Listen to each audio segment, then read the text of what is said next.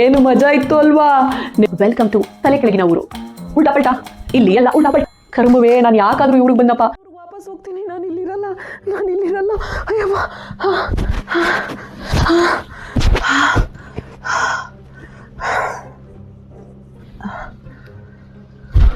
ಹಬ್ಬ, ಇಷ್ಟೊತ್ತು ಕಂಡಿದ್ದ ಕನಸ ನಾನು.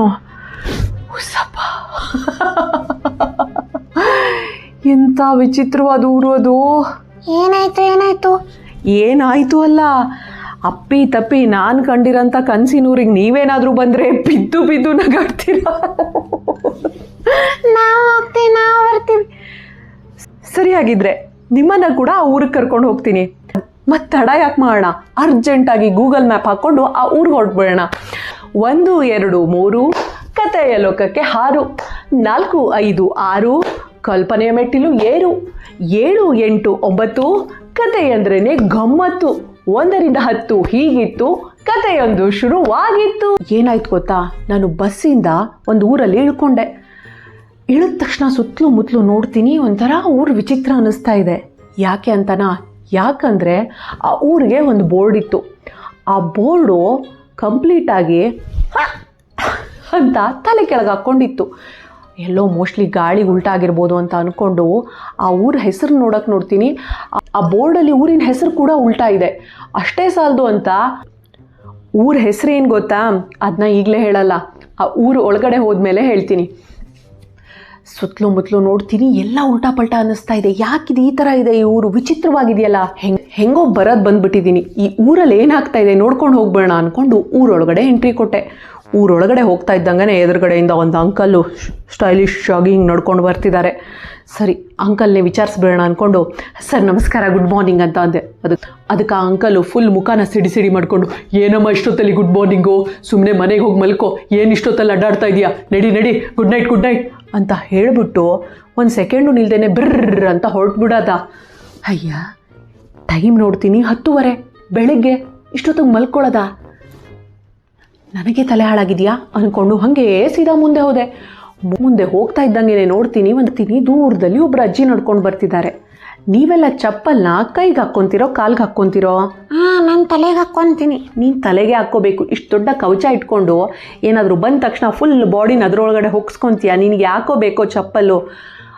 ಅಜ್ಜಿ ವಿಶೇಷತೆ ಏನು ಗೊತ್ತಾ, ಅಜ್ಜಿ ಕಾಲಿಗೆ ಚಪ್ಪಲ್ ಹಾಕ್ಕೊಳ್ಳೋ ಬದಲು ಕೈ ಚಪ್ಪಲ್ ಹಾಕ್ಕೊಂಡಿದ್ದಾರೆ, ಬರೀ ಕಾಲಲ್ಲಿ ನಡೀತಾ ಇದ್ದಾರೆ. ಇದೇನಪ್ಪ ಈ ಅಜ್ಜಿ ಹಿಂಗೆ ನಡೀತಿದ್ದಾರೆ ಅಂತ ಅಂದ್ಕೊಂಡು ಅಜ್ಜಿ ಅಂತ ಹೇಳಿದ್ದೆ.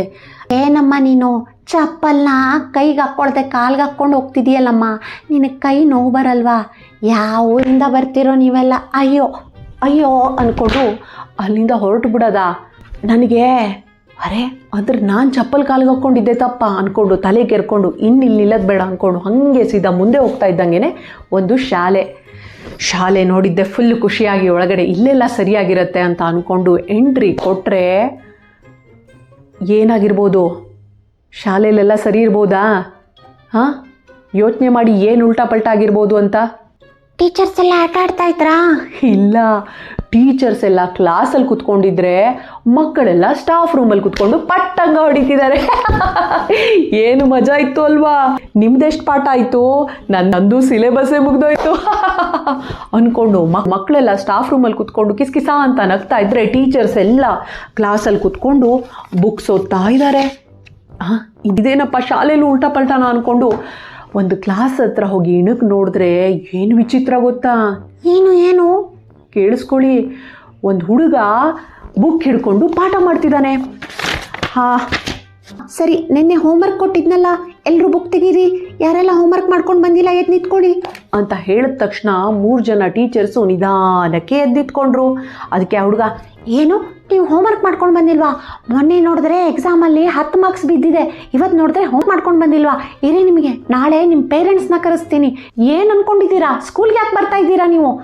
ಚೆನ್ನಾಗಿ ಓದಬೇಕು ಅಂತ ಗೊತ್ತಾಗಲ್ವಾ? ಹೋಮ್ವರ್ಕು ಮಾಡ್ಕೊಂಡು ಬಂದಿಲ್ಲ, ಎಕ್ಸಾಮಲ್ಲೂ ಕಡಿಮೆ ಮಾರ್ಕ್ಸ್ ತೆಗಿತಿದ್ದೀರಾ ಅಂತ ಬೈತಾ ಇದ್ದಾನೆ ಜೋರಾಗಿ. ಅದಕ್ಕೆ ಆ ಟೀಚರ್ಸ್, ಪ್ಲೀಸ್ ಇದೊಂದು ಸಲ ಬಿಟ್ಬಿಡಿ, ನಾನು ನಾಳೆ ಹೋಮ್ವರ್ಕ್ ಮಾಡ್ಕೊಂಡು ಬರ್ತೀನಿ, ನಮ್ಮ ಅಪ್ಪ ಅಮ್ಮನ ಕರ್ಸೋದು ಬೇಡ, ನಾನು ನೆಕ್ಸ್ಟ್ ಎಕ್ಸಾಮಲ್ಲಿ ತುಂಬ ಚೆನ್ನಾಗಿ ಮಾರ್ಕ್ಸ್ ತೆಗಿತೀನಿ ಅಂತ ಅಂದ್ಕೊಂಡು ಎಲ್ಲರೂ ಕಣ್ಣೀರು ಹಾಕ್ತಿದ್ದಾರೆ. ಟೀಚರ್ಸು ಇದನ್ನು ನೋಡಿ ನಗದ ಅಳದ ಒಂದು ಗೊತ್ತಾಗದೆ ಸ್ಕೂಲು ಹಿಂಗೆ ಆಯ್ತಲ್ಲ ಅಂದ್ಕೊಂಡು ಅಲ್ಲಿಂದ ಓಡ್ಕೊಂಡು ಆಚೆ ಬರ್ತೀನಿ. ನೋಡಿದ್ರೆ ಒಂದು ನಾಯಿ ದೂರದಿಂದ ಓಡ್ಕೊಂಡು ಬರ್ತಾ ಇದೆ. ನನ್ನ ಹತ್ರನೇ ಬರ್ತಾ ಇದೆ. ನಾನು ಅಯ್ಯೋ ಅಯ್ಯೋ ಅಯ್ಯೋ ಅಯ್ಯೋ ಬೇಡ ಬೇಡ ಬೇಡ ಬೇಡ ಬೇಡ ಬೇಡ ಬೇಡ ಅಂದ್ಕೊಂಡು ನನಗೆ ಕಚ್ಚಿಬಿಡುತ್ತೆ ಅಂತ ದೂರ ಹೋಗಕ್ಕೆ ನೋಡ್ತಾ ಇದ್ದೀನಿ. ನಾನು ಹಾಗೆ ಮಾಡ್ತೀನ? ನೀನಲ್ಲ ಕಣೆ ಪುಚ್ಚಿ, ಆ ಊರಿನ ನಾಯಿ ನಾನು ಹೇಳ್ತಾ ಇರೋದು. ಆ ನಾಯಿ ನನ್ನ ಕುತ್ತಿಗೆಗೆ ಬೆಲ್ಟ್ ಹಾಕಕ್ಕೆ ನೋಡ್ತಾ ಇದೆ.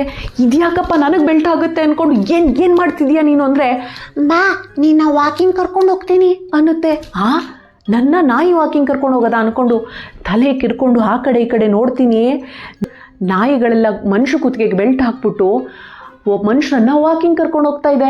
ಮನುಷ್ಯರೆಲ್ಲ ಬೌ ಬೌ ಬೌ ಬೌ ಬೌ ಬೌ ಅಂದ್ಕೊಂಡು ಹೋಗ್ತಾ ಇದ್ರೆ, ಬೇಗ ಬೇಗ ಮುಂದೆ ಹೋಗು, ಇಲ್ಲೇ ನಿಂತ್ಕೊಂಡಿರೋದಲ್ಲ, ವಾಕಿಂಗ್ ಮುಗಿಸ್ಕೊಂಡು ಬೇಗ ಮನೆಗೆ ಹೋಗ್ಬೇಕು, ಬಾ ಬೇಗ ಅಂತ ಜೋರು ಮಾಡ್ತಾ ಇದೆ. ಮನುಷ್ಯರು ವಾಕಿಂಗ್ ಹೋಗೋದು, ಮನುಷ್ಯರನ್ನ ನಾಯಿ ವಾಕಿಂಗ್ ಕರ್ಕೊಂಡು ಹೋಗ್ತಾ ಇದೆ.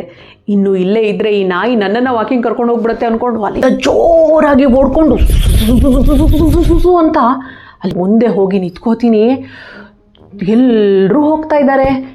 ಎಲ್ಲಿಗೆ ಹೋಗ್ತಾ ಇದ್ದಾರೆ? ಎಲ್ಲರೂ ಕೂಡ ಛತ್ರಿ ಬಿಡಿಸ್ಕೊಂಡು ಹೋಗ್ತಾ ಇದ್ದಾರೆ. ಏನು ಅಷ್ಟೊಂದು ಮಳೆನಾ ಅಲ್ಲಿ? ಮಳೆ ಅಲ್ಲ, ಬಿಸಿಲಿಗೆ. ಅಯ್ಯೋ, ಉರಿ ಬಿಸಿಲಿತ್ತೇನೋ? ಬಿಸಿಲು. ನಾನು ಹಾಗೆ ಅಂದ್ಕೊಂಡೆ, ಬಿಸಿಲಿದೆ ಅಂದ್ಕೊಂಡು ಎಲ್ಲರೂ ಛತ್ರಿ ಬಿಡಿಸ್ಕೊಂಡು ಹೋಗ್ತಿದ್ದಾರೆ ಅಂತ ಅಂದ್ಕೊಂಡ್ರೆ 1-2 ನಿಮಿಷಕ್ಕೇ ಮಳೆ ಸುರಿಯೋಕ್ಕೆ ಶುರುವಾಯಿತು ಜೋರಾಗಿ. ಮಳೆ ಬಂದಿದ್ದೆ ತಡ ಎಲ್ಲರೂ ಕೂಡ ಛತ್ರಿ ಬಿಡಿಸ್ಕೊಂಡು ಮಳೆಯಲ್ಲಿ ನೆನ್ಕೊಂಡು ಹೋಗೋಕ್ಕೆ ಶುರು ಮಾಡಿದ್ರು. ಬಿಸಿಲಿಗೆ ಛತ್ರಿ ಬಿಡಿಸ್ತಾರೆ, ಮಳೆ ಬಂದರೆ ಛತ್ರಿ ಕ್ಲೋಸ್ ಮಾಡ್ತಾರೆ. ಇವ್ರಿಗೆಲ್ಲ ಏನಪ್ಪ ಆಗಿದೆ, ಯಾಕೆ ಹಿಂಗೆಲ್ಲ ಉಲ್ಟಾ ಪಲ್ಟಾ ಮಾಡ್ತಿದ್ದಾರೆ ಅಂದ್ಕೊಂಡು ಹಾಗಲ್ಲ, ನನ್ನ ಕೈಲಿ ಸುಸ್ತಾಗ್ತಾ ಇತ್ತು, ನಗು ಬರ್ತಾ ಇತ್ತು. ಈ ಊರಿಂದ ತಪ್ಸ್ಕೊಂಡು ಹೋದರೆ ಸಾಕು ಅಂತ ಅನ್ನಿಸ್ತಾ ಇತ್ತು. ಯಾಕೋ ತುಂಬ ಬಾಯಾರಿಕೆ ಆಗಿ ಒಂದು ಮನೆಗೆ ಹೋಗಿ ನೀರು ಕುಡಿಯೋಣ ಅಂದ್ಕೊಂಡು ಸೀದಾ ಮನೆ ಒಳಗಡೆ ಹೋದೆ. ಆ ಮನೆ ಒಳಗಡೆ ಹೋದ್ರಿ ಏನು ಕೇಳ್ತೀರಾ ವಿಚಿತ್ರ, ಅಲ್ಲಿ ಒಂದು ಅಮ್ಮ, ಮಗು, ಅಪ್ಪ 3 ಜನ ಇದ್ದಾರೆ. ಆದರೆ ವಿಚಿತ್ರ ಏನಂದರೆ, ಆ ಮಗು ಅಮ್ಮಂಗೆ ಊಟ ತಿನ್ನಿಸ್ತಾ ಇದೆ. ನೋಡ್ಬಿಟ್ಟ, 2 ತುತ್ತು ಆನು ತಿನ್ಬಿಡು ನನ್ನ ಮುದ್ದು ಬಂಗಾರ.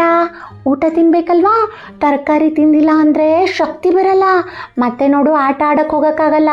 ತಿನ್ಬಿಡು ನನ್ಗಂದ, ತಿನ್ನು. ನೀನು ತರಕಾರಿ ತಿಂದರೆ ನಿಂಗೆ ಚಾಕ್ಲೇಟು ಕೊಡ್ತೀನಿ, ಆಟನೂ ಆಡ್ತೀನಿ ನಿನ್ನ ಜೊತೆ, ನನ್ನ ಮುದ್ದು ಬಂಗಾರ ಅಲ್ವಾ? ಆನು ಅಂದ್ಕೊಂಡು ಅಮ್ಮಂಗೆ ಅಂತ ಊಟ ತಿನ್ನಿಸ್ತಾ ಇದೆ. ಇದೇನು ಮಗು ಅಮ್ಮಂಗೆ ಊಟ ತಿನ್ನಿಸ್ತಿದೆ ಅಂತ ತಲೆ ಕೆರ್ಕೊಂಡು ನಿಂತ್ಕೊಂಡು ನೋಡಿದ್ರೆ, ಹಾಲಲ್ಲಿ ಕೂತ್ಕೊಂಡು ಅಪ್ಪ ಹೋಮ್ವರ್ಕ್ ಬರೀತಾ ಇದ್ದಾರೆ. ಅ ಇ ಈ ಉ ಊ ರು ಎ ಎ ಐ ಒ ಓ ಔ ಅಂ ಅಹ. ಹೋಮ್ವರ್ಕ್ ಮುಗೀತು ಮಗನೇ ಅಂತಿದ್ದಾರೆ. ಅದಕ್ಕೆ ಆ ಮಗು, ಹೌದಾ ಅಪ್ಪ, ಬೇಗ ಬನ್ನಿ, ಹಾಗಿದ್ರೆ ನಿಮಗೂ ಊಟ ತಿನ್ನಿಸ್ತೀನಿ ಅಂತಿದೆ. ಅಪ್ಪ ಹೋಮ್ವರ್ಕ್ ಮಾಡೋದ ಅಂದ್ಕೊಂಡು, ಇನ್ನೂ ಇಲ್ಲೇ ಇದ್ರು ಹುಚ್ಚಿಡಿಸ್ಬಿಡ್ತಾರೆ ಅಂದ್ಕೊಂಡು ಅಲ್ಲಿಂದ ಓಡ್ಕೊಂಡು ಹೊರಗಡೆ ಬಂದು ಯಾವುದಾದ್ರು ಹೋಟೆಲ್ಗೆ ಹೋಗಾದರೂ ನೀರು ಕುಡಿದು ಬಿಡೋಣ ಅಂತ ಅಂದ್ಕೊಂಡು ಹೋಗ್ತಾ ಇದ್ದೀನಿ. ದಾರಿಲಿ ನೋಡಿದ್ರೆ ಒಂದು ಹುಡುಗಿ ಬುಕ್ ಓದ್ತಾ ಇದ್ದಾಳೆ.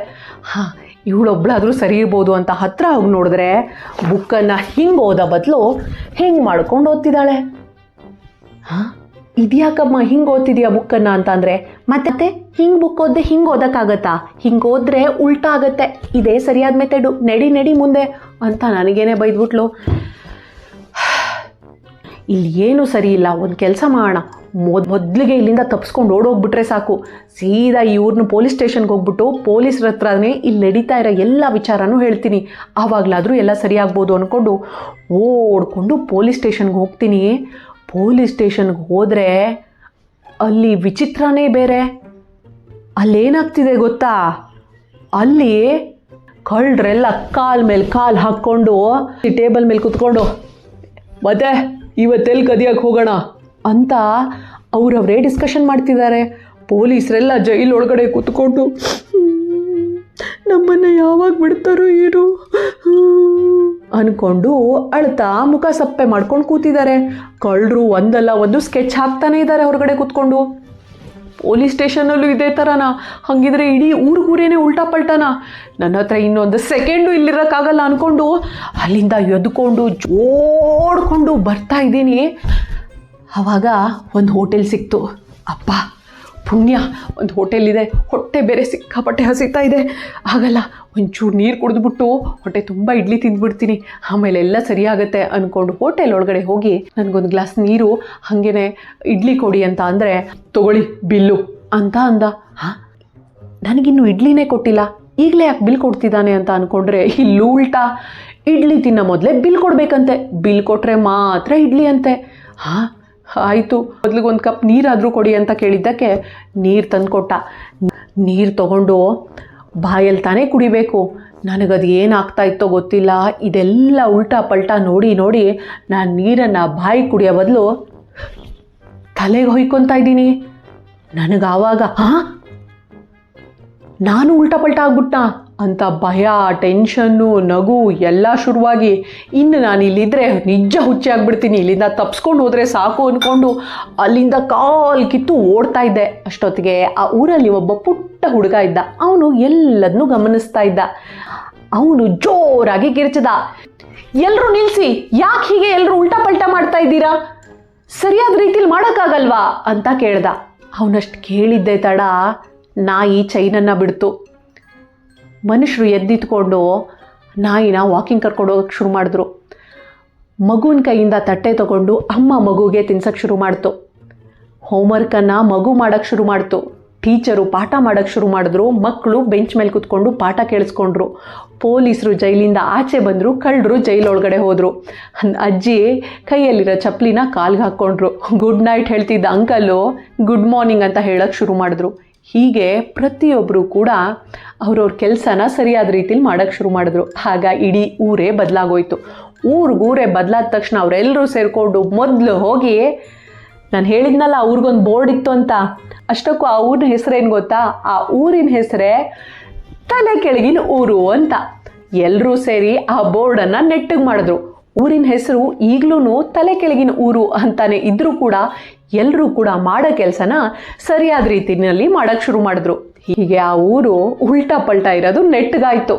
ಏನು ಗೊತ್ತಾ ಪುಚ್ಚಿ, ಈ ಉಲ್ಟಾ ಪಲ್ಟಾ ಊರಿದೆಯಲ್ಲ, ಈ ಊರಿಗೆ ಹೋಗಿ ಸುಮ್ಮನೆ ನಗಾಡ್ಕೊಂಡು ಬರೋದಕ್ಕೆ ಓಕೆ, ಅಲ್ಲೇ ಇದ್ದರೆ ಕತೆನೇ ಮುಗ್ದೋಗ್ಬಿಡುತ್ತೆ. ಯಾಕಂದರೆ ಪ್ರತಿ ಕೆಲಸಕ್ಕೂ ಅದರದ್ದೇ ಆದ ರೀತಿ ಇರುತ್ತೆ. ಆ ಕೆಲಸನ ಆ ರೀತಿ ಮಾಡಿದ್ರೆ ಮಾತ್ರ ಸರಿಯಾಗಿರುತ್ತೆ, ಇಲ್ಲ ಅಂದರೆ ನಮಗೇನೆ ತೊಂದರೆ ಅಲ್ವಾ? ಇದನ್ನು ಅರ್ಥ ಮಾಡಿಕೊಂಡು ಆ ಊರವರು ಸುಧಾರಿಸ್ಕೊಂಡ್ರು. ಅದಿರಲಿ, ನೀವೇನಾದರೂ ಆ ಊರಿಗೆ ಒಂದಿನ ಹೋಗೋದಕ್ಕೆ ಚಾನ್ಸ್ ಸಿಕ್ಕಿದ್ರೆ ಏನೆಲ್ಲ ಉಲ್ಟಾ ಮಾಡೋದಕ್ಕೆ ಇಷ್ಟಪಡ್ತೀರಾ? ನಾನು ಆಕಾಶದಲ್ಲಿ. ನೀನು ಗೊತ್ತು ಬಿಡೋ, ನೀನು ನೀರಲ್ಲಿರೋ ಬದಲು ಆಕಾಶದಲ್ಲಿ ಹಾರೋದಕ್ಕೆ ಟ್ರೈ ಮಾಡ್ಬೋದು. ನಮ್ಮ ಪುಚ್ಚಿನೂ ಅಷ್ಟೇ, ಹೆಂಗೂ ಈಗ ಆಲ್ರೆಡಿ ಕತೆ ಕೇಳಿಸ್ಕೊಂಡಿದ್ದಾನೆ, ಎಲ್ಲ ಮನುಷ್ಯರನ್ನ ವಾಕಿಂಗ್ ಕರ್ಕೊಂಡು ಹೋಗಿ ಶುರು ಮಾಡ್ಬೋದು. ಬಟ್ ನನಗೆ ನೀವೇನಾದರೂ ಆ ಊರಲ್ಲಿದ್ದರೆ ಏನೆಲ್ಲ ಕೆಲಸನ ಉಲ್ಟಾ ಪಲ್ಟಾ ಮಾಡೋದಕ್ಕೆ ಇಷ್ಟಪಡ್ತಿದ್ರಿ ಅನ್ನೋದನ್ನು ತಪ್ಪದೆ ಕಮೆಂಟ್ ಮೂಲಕ ತಿಳಿಸಿ. ಹಾಗೇನೆ ಈ ಕತೆ ನಿಮ್ಗೆ ಇಷ್ಟ ಆಗಿದ್ರೆ, ನಿಮ್ಮ ಮುಖದಲ್ಲೂ ನಗು ತರಿಸಿದ್ರೆ ಖಂಡಿತವಾಗ್ಲೂ ಕಮೆಂಟ್ ಮಾಡಿ. ಮತ್ತೆ ನೆಕ್ಸ್ಟ್ ವೀಕು ಇದೇ ತರಹದ ಮಜ್ಜಾ ಕತೆ ಜೊತೆಗೆ ಬರ್ತೀನಿ. ಅಲ್ಲಿ ತನಕ ನೀವೆಲ್ಲರೂ ಕೂಡ ಖುಷಿಯಿಂದ ಇರಿ, ನಗ್ತಾ ಇರಿ, ಕತೆಗಳನ್ನು ಕೇಳಿಸ್ಕೊತಾ ಇರಿ, ಕನ್ನಡ ಮಾತಾಡಿ. ಧನ್ಯವಾದ. Thank you.